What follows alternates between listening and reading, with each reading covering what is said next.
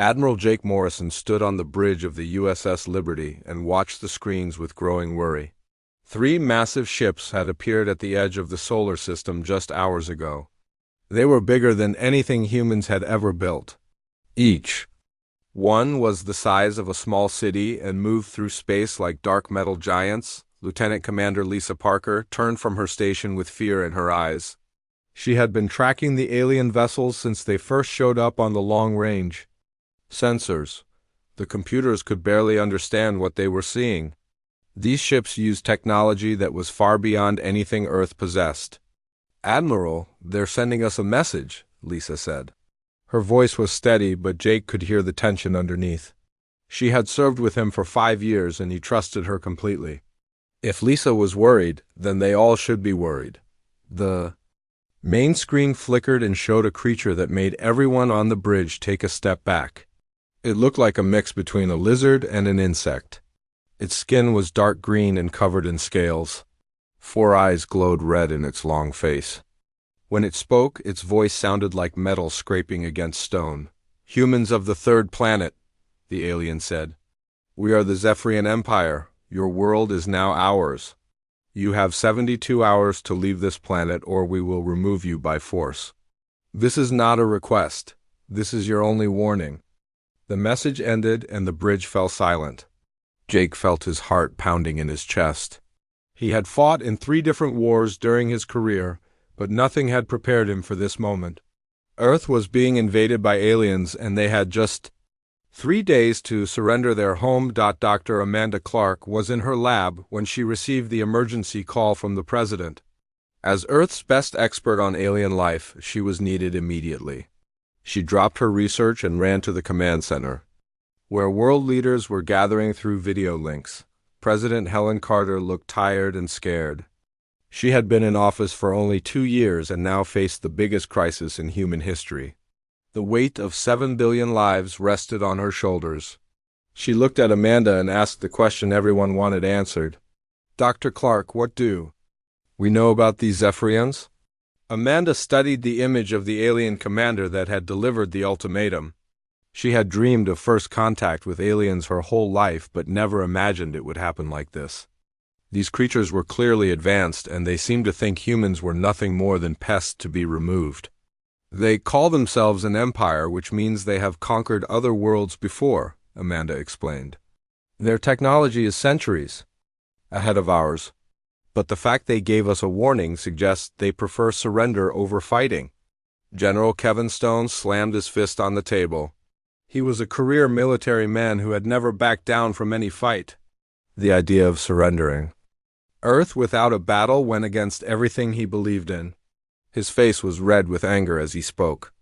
"We don't negotiate with invaders," Kevin said. "I don't care how advanced they are. This is our world, and we'll fight for every inch of it."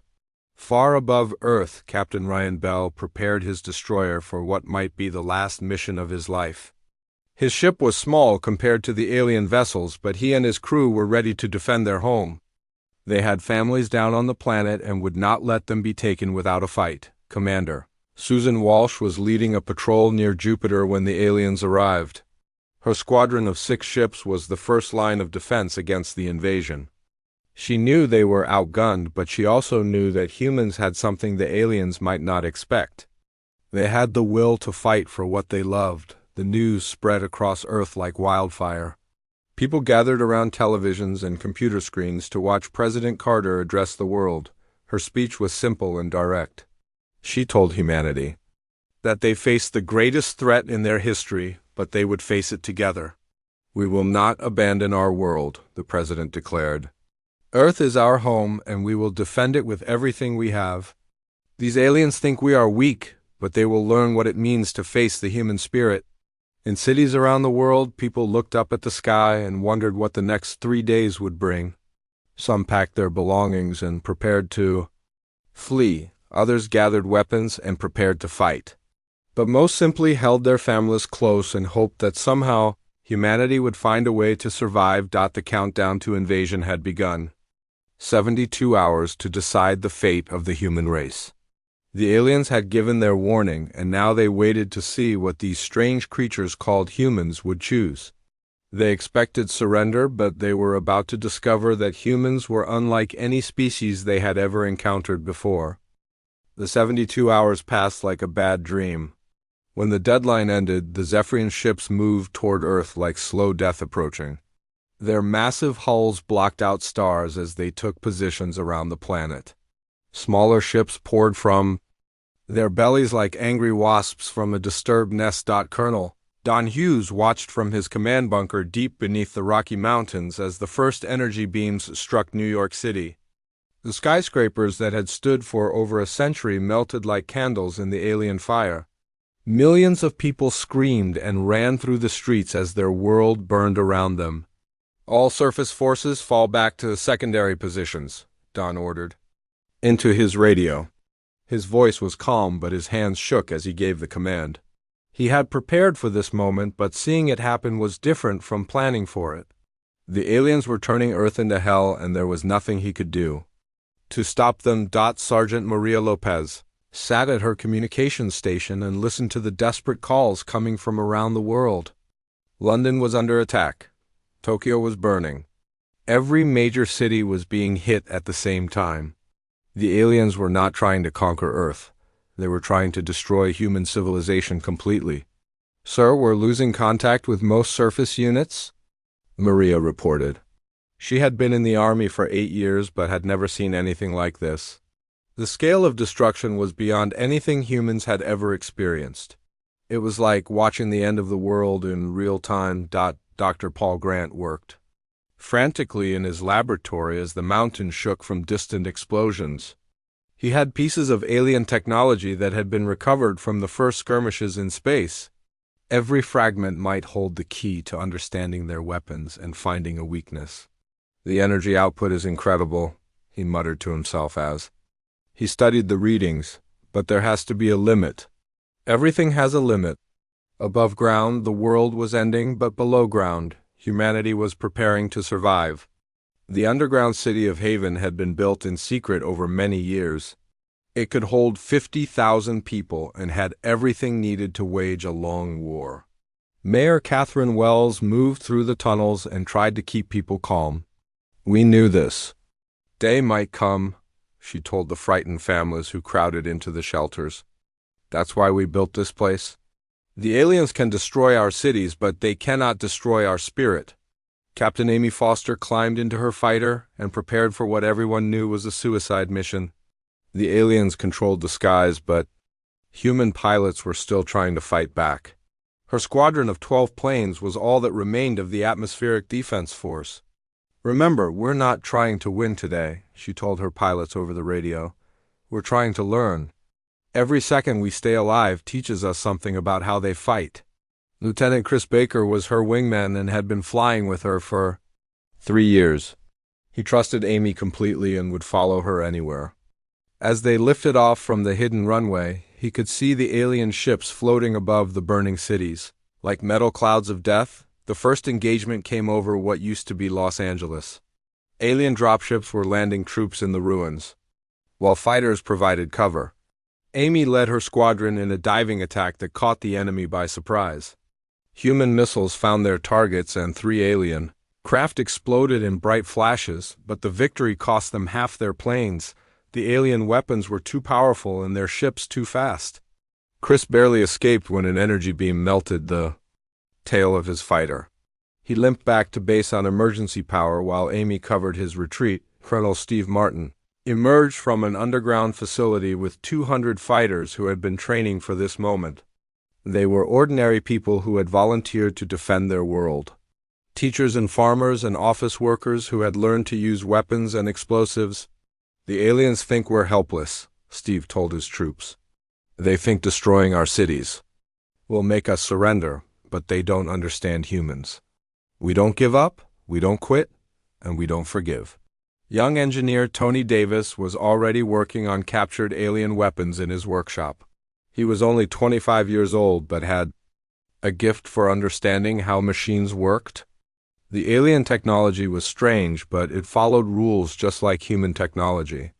All he had to do was figure out what those rules were. The siege continued for days. The aliens methodically destroyed every major population center while human forces retreated underground. Millions died in the attacks, but millions more escaped into the hidden shelters and bunkers that had been prepared for this war from his command center. Colonel Dan Hughes coordinated the resistance. Every human unit that survived reported back with information about alien tactics and weapons. The enemy was powerful, but they were not perfect. They made mistakes and showed weaknesses that could be exploited. "They're used to easy victories," Don realized as he studied the reports. "They expect us to break and run, but we're not running. We're learning." The aliens had won the first round, but the war was far from over. Beneath the burning surface of Earth, humanity was preparing for a long fight. They had lost their cities, but kept their will to resist. The Zephyrians had expected quick surrender, but instead found themselves facing an enemy that refused to die. 3 months had passed since the invasion began, and the Zephyrian commanders were growing frustrated. They had expected the humans to surrender after their cities burned. Instead, the resistance was getting stronger every day. Every patrol they sent out faced ambush. Every base they built came under attack at night. Commander Zexrath stood in his command ship and studied the reports from the surface. His species had conquered 47 worlds over the past 1,000 years. None had taken this long to subdue. The humans were supposed to be a primitive race with simple weapons and basic technology. Yet they continued to fight with a fury that surprised him. Dr. Janet Adams worked in her hidden laboratory beneath what used to be the MIT campus. She had been studying human behavior and comparing it to what they knew about the aliens. Her research was revealing something remarkable about her own species that she had never fully understood before. "We adapt faster than they do," she explained to her research team. "The aliens follow patterns.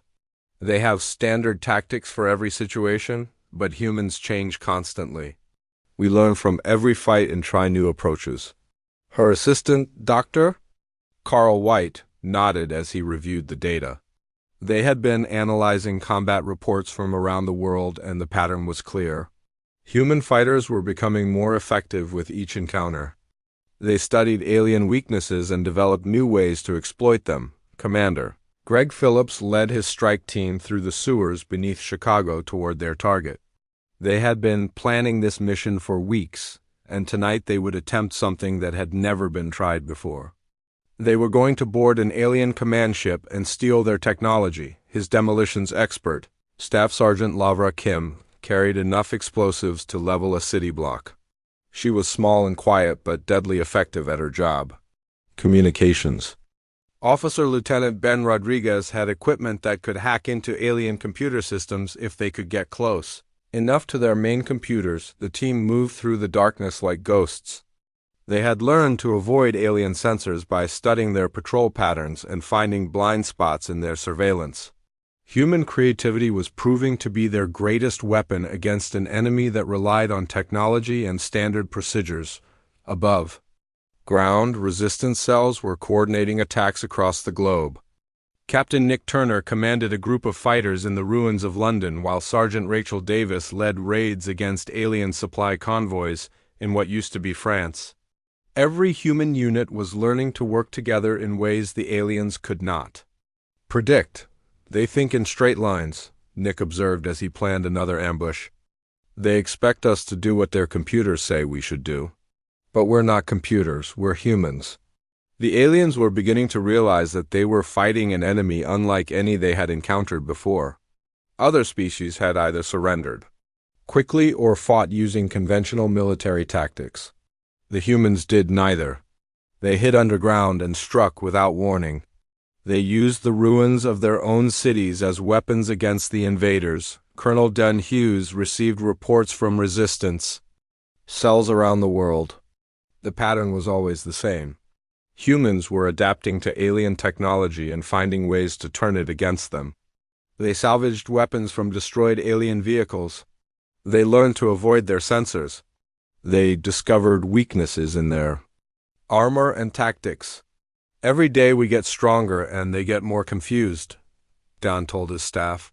"They came here expecting sheep, but they found wolves." Dr. Paul Grant made his biggest breakthrough when he finally understood how alien energy weapons worked. The technology was based on principles that human science had never discovered. But once he figured out the basic concepts, he could see ways to improve them and make them more powerful. Their weapons are efficient but not creative, he explained to Tony Davis. They work exactly as designed but never better than designed. Humans always try to make things work better. Tony was already building prototypes of hybrid weapons that combined human innovation with alien technology. His designs were crude but effective. More importantly, they were unpredictable. The aliens would not know how to defend against weapons that had never existed before. The resistance received unexpected help when Commander Greg Phillips successfully infiltrated an alien command ship. His team had to fight their way through multiple decks, but they reached the computer core. Ben Rodriguez was able to download massive amounts of intelligence before they had to escape. "They have files on 47 other worlds they conquered," Ben reported when they returned to base. But all of those species fought the same way. Standard military formations, predictable tactics. None of them did what we're doing. The stolen intelligence revealed something important about the Zephyrian mindset. They were not evil creatures who enjoyed destroying other worlds. They were simply following their nature as conquerors. But their nature did not prepare them for opponents who refused to follow any rules at all. Lavra Kim studied the technical specifications of alien equipment and found critical flaws in their design. Their shields are strong, but they only work against energy weapons they recognize, she explained. If we modify our weapons just a little bit, their defenses won't know how to stop them. The war was entering a new phase. The aliens still controlled most of the planet's surface, but they were no longer winning. Human resistance was evolving faster than alien strategy could adapt. Every day brought new surprises that the invaders could not predict or counter. In the underground city of Haven, Mayor Catherine Wells saw hope returning to people's faces. They had survived the worst the aliens could do. Now they were learning to fight back in ways the enemy had never imagined. The humans were discovering that their greatest strength was not their technology or their weapons. It was their ability to think in ways that no other species in the galaxy had ever learned. To think. 6 months into the siege, the impossible was happening. The Zephyrian Empire was losing more ships and soldiers every week. Their casualties had reached levels they had never experienced in any previous conquest. The humans were not just surviving. They were getting better at fighting. Admiral Jake Morrison floated in zero gravity inside his hidden asteroid base and studied the tactical displays. His fleet had grown from the survivors of the first battles. Captured alien technology was being installed on human ships. New weapons were being tested. The tide of war was slowly turning. "Their patrol patterns are becoming predictable," reported Lieutenant Commander Lisa Parker from her station. She had been analyzing alien movements for months and could now anticipate their actions. "They're getting defensive. They're scared." The word scared would have been impossible to imagine when the invasion began. The mighty Zephyrian Empire afraid of primitive humans, but the evidence was undeniable. The aliens were pulling back from many positions. They were consolidating their forces and avoiding fights they might lose. Dr. Paul Grant's laboratory had become a factory for hybrid weapons. His team worked around the clock to combine human creativity with alien technology. Every new design was better than the last, more powerful, more unpredictable, more deadly to creatures who expected battles to follow established patterns. "We've created something they've never seen before," Paul told Tony Davis as they watched their latest prototype. Destroy a captured alien fighter. A weapon that learns and adapts during combat. Their computers can't calculate defenses against something that changes while they're fighting it. Young Tony had become the chief engineer for the entire resistance movement. His designs were being built in secret factories around the world.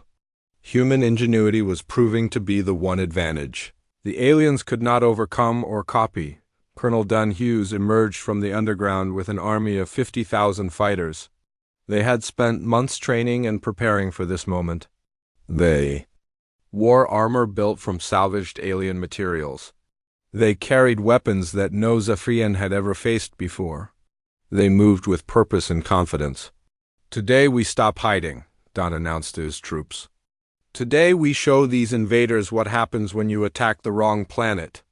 The coordinated uprising began at dawn across 3 continents. Resistance cells that had been hiding for months burst from their concealment and struck alien installations. Simultaneously, the attacks were timed perfectly and executed with precision that caught the enemy completely off guard. Captain Amy Foster led the first air attack since the early days of the invasion. Her new squadron flew fighters powered by hybrid engines that were faster than anything the aliens possessed. Her pilots had trained for this moment and knew exactly what they needed to do. "Remember, we're not the desperate defenders anymore," she told her pilots over the radio. "We're the hunters, they're the prey." Lieutenant Chris Baker flew beside her as they approached their target. The alien supply base was massive and heavily defended. But human intelligence knew where every weapon was placed and how to avoid them. The attack came from directions the aliens had not thought to protect. The base exploded in a series of brilliant flashes as human bombs found their targets. Storage facilities filled with alien equipment were destroyed. Landing pads were cratered. Communication towers toppled. In minutes, the aliens lost a facility that had taken them months to build. Colonel Steve Martin led ground forces in assault against alien fortifications around former Los Angeles. His troops moved like ghosts through the ruins of the city they had once called home. They knew every street and building. The aliens were fighting on human territory, and the humans knew how to use that advantage. "This is our world," Steve shouted as his soldiers overran an alien checkpoint. "Every rock and tree is on our side." Commander Greg Phillips was already inside another alien command ship with his strike team. They had perfected the art of boarding alien vessels and now moved through the corridors with deadly efficiency. Staff Sergeant Lavra Kim planted her explosives while Lieutenant Ben Rodriguez accessed their computer systems, but this mission was different. Instead of just stealing information, they were going to capture the ship's commander. Human intelligence needed to interrogate a high-ranking Zephyrian officer to understand their military structure and find weaknesses they could exploit. The battle for the command ship was fierce. Alien security forces were better prepared this time and fought desperately to protect their leader. But human tactics had evolved beyond anything the aliens could counter. Greg's team moved through the ship like they owned it. Dr. Amanda Clark waited in a secure facility for the captured alien commander to arrive. She would be the first human to interrogate a Zephyrian officer. Her questions were prepared and her equipment was ready. She needed to understand how their species thought and what motivated them to conquer other worlds. The alien commander was brought in under heavy guard. He was taller than the first Zephyrian they had seen and covered in darker scales. His 4 red eyes glowed with rage, but also something else. Something that looked almost like fear. "You cannot defeat the Empire," the commander said in broken human language. "We have conquered 47 worlds. You are just one more." Amanda studied the alien carefully. His body language suggested confidence, but his voice betrayed uncertainty. The Zephyrians were used to winning quickly and easily. This long war was breaking their mental patterns just as surely as it was depleting their military resources. "Tell me about the other worlds you conquered," Amanda asked. "How long did they take to surrender?" The alien commander remained silent for a long moment. When he finally spoke, his answer revealed the truth that human leaders had suspected. No other species had ever fought the way humans fought. No other world had ever resisted this long or this effectively. Back on the surface, the battles continued. To rage, human forces were winning more fights than they lost. Alien positions were being overrun. Equipment was being captured. Most importantly, Zephyrian soldiers were beginning to retreat instead of fighting to the death. Admiral Jake Morrison received reports from battlefields around the world. Every message brought more good news. The aliens were pulling back. Their attacks were becoming less frequent and less effective. For the first time since the invasion began, humanity was truly winning. In his command center, Colonel Dan Hughes allowed himself to smile. The war was far from over, but the tide had definitely turned. The Zephyrians had made a critical error. When they chose to invade Earth, they had attacked the one species in the galaxy that would never stop fighting for their home. The great counteroffensive began with explosions that could be seen from space. Human forces struck alien positions on 3 continents at exactly the same moment. Months of careful planning and coordination paid off as resistance cells emerged from hiding and began the largest military operation in human history. Colonel Steve Martin led 10,000 fighters in the assault on the alien fortress that had been built on the ruins of Denver. The massive structure had seemed impregnable when the aliens first constructed it, but human engineers had spent months studying its design and finding weaknesses that could be exploited. "Hit them hard and fast," Steve commanded as his forces surrounded the fortress. "They expect us to hide in the shadows. Today we fight in the daylight." The attack began with salvos of hybrid missiles that tore through alien shields like paper. Tony Davis had designed the new weapons specifically to overcome Zephyrian defenses. Each missile carried a different type of warhead that forced the alien computers to make new calculations for every incoming threat. Captain Nick Turner commanded the assault on London while Sergeant Rachel Davis led her fighters against the alien base in Paris. Similar attacks were happening in every major city around the world. The humans were no longer content to simply survive. They wanted their planet back. High above Earth, Admiral Jake Morrison prepared his rebuilt fleet for the most dangerous mission of the war. The alien blockade had kept human ships trapped in the solar system for 8 months. Now it was time to break through and show the Zephyrians that humans could fight in space as well as on the ground. "All ships report ready for Operation Freedom," announced Lieutenant Commander Lisa Parker from her station on the USS Liberty. The human fleet had grown to over 200 vessels. Most were built from salvaged alien technology combined with human innovation and determination. The space battle began when human ships emerged from hiding places throughout the solar system. They had been concealed behind asteroids and moons, waiting for this moment. The coordinated attack caught the alien fleet completely by surprise. Captain Ryan Bell commanded a squadron of destroyers that struck the alien supply ships. Commander Susan Walsh led her fighters against the enemy escort vessels. Every human pilot knew that this battle would decide the fate of Earth. They fought with the courage of people defending their home. The USS Liberty led the main assault against the Zephyrian command ship. Admiral Jake Morrison stood on the bridge and watched as human weapons found their targets. Months of studying alien technology had revealed critical weaknesses that could be exploited in combat. "Their shields are failing," reported Lisa as she monitored the enemy vessel. "The new weapons are working exactly as designed."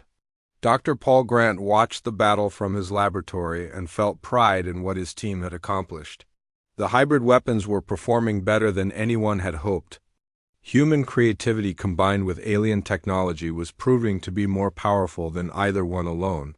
On the surface, the ground war was turning into a rout. Colonel Dan Hughes received reports from commanders around the world. Alien bases were falling, enemy troops were retreating. Some Zephyrian units were even surrendering rather than continuing to fight. "They've never faced anything like this," Don realized as he studied the tactical displays.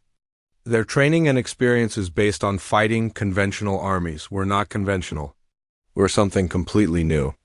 The battle for the alien flagship reached its climax when Captain Amy Foster led her squadron in a desperate assault against the massive ship's main weapons. The attack was suicidal but necessary. If the Zephyrian command ship could be disabled, the entire alien fleet would lose coordination. "This is for everyone who died when they burned our cities," Amy said over the radio as she dove toward the alien vessel. Her fighter was loaded with explosives and she had no intention of pulling out of the attack run. Lieutenant Chris Baker flew beside her, determined to protect his commander until the last possible moment.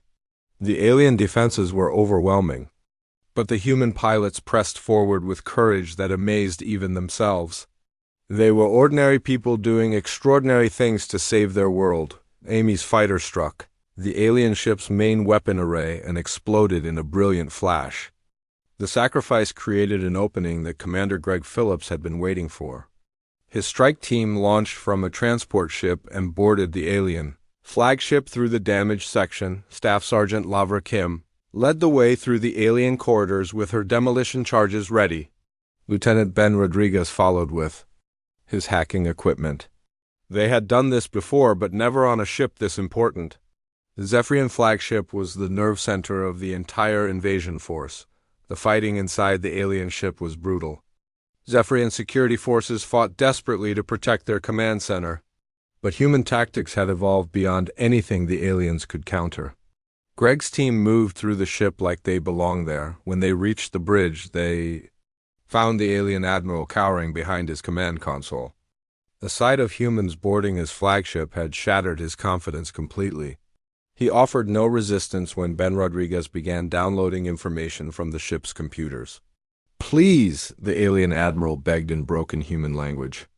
"We can negotiate, we can make a deal." Commander Greg Phillips looked at the creature who had ordered the destruction of Earth cities. Millions of humans had died because of this alien's commands. There would be no mercy and no negotiation back on Earth. Mayor Catherine Wells emerged from the underground city of Haven with thousands of civilians who were ready to reclaim their world. The surface was scarred and damaged, but it was still home. The aliens could destroy buildings, but they could not destroy the human spirit. The tide had turned completely. Alien forces were in full retreat on every front. Their command structure was collapsing as human forces captured their leaders and destroyed their bases. The mighty Zephyrian Empire was being defeated by a species they had dismissed as primitive. Admiral Jake Morrison received the final report from his fleet commanders.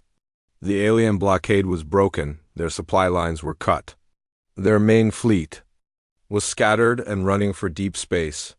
Earth was free from the threat of orbital bombardment. Colonel Dan Hughes stood on the surface for the first time in 8 months and breathed the air of a liberated world. The war was not over, but victory was assured. Humanity had faced the greatest threat in their history and emerged stronger than ever before. The war ended not with a final battle, but with a message of surrender. The remaining Zephyrian fleet sent a transmission to Earth requesting terms for their withdrawal. The mighty empire that had conquered 47 worlds was asking for mercy. From the species they had tried to destroy, Admiral Jake Morrison received the alien surrender aboard the USS Liberty as it orbited the liberated Earth. The message came from Fleet Commander Zexmorin, the highest-ranking Zephyrian officer still alive. His voice carried none of the arrogance that had marked the first alien transmission 9 months earlier. "Humans of Earth," the alien commander said, his 4 red eyes dim with defeat. "We request safe passage from your system. We will never return to this world. You have proven yourselves to be the superior species." President Helen Carter sat in the rebuilt White House and considered the alien request. The building had been damaged during the invasion, but human workers had repaired it as a symbol of their determination. She looked at her advisors and saw the same question in all their eyes. Dr. Amanda Clark had spent weeks interrogating captured Zephyrian officers and learning about their empire.